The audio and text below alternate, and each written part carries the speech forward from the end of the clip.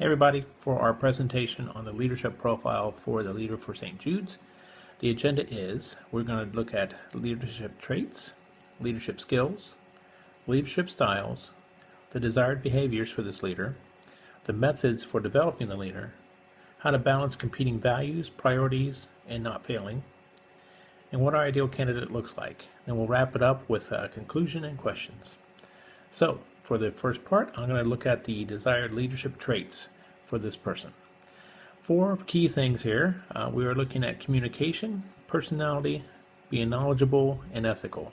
So let's start with communication. This person is the leader of the organization, so they need to have the ability to clearly communicate the mission of St. Jude's Hospital. They are the person who's going to be out front and talking to major donors, so the ability to communicate effectively is definitely a desired leadership trait. Personality. The person will, like I said, be out front of the organization, so they're going to be in a lot of social environments and they have to be a likable person. Knowledgeable. Because they are going to be talking to major donors, they need to have a working knowledge of what advances St. Jude's is pursuing and what initiatives St. Jude's is currently working on. Ethical. I think this is the most important. The person has to be an ethical person, not have any scandals in their personal or professional life that will reflect poorly upon St. Jude's. Give you an example. Lance Armstrong. He was the leader of the Live Strong Foundation, a charitable organization that I think if you remember back in the 90s and early 2000s, a lot of people had Live Strong bracelets on.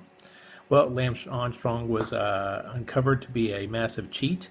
He basically used blood doping or some sort of cheating his entire racing career, and all of his Tour de France medals were revoked. So he was disgraced, and Live Strong now is still an organization that's out there, but you do not see people wearing the bracelets, and you don't see it as strong and as present in everyday life as it used to be. So being ethical for this leader is definitely a leadership trait that we have to have.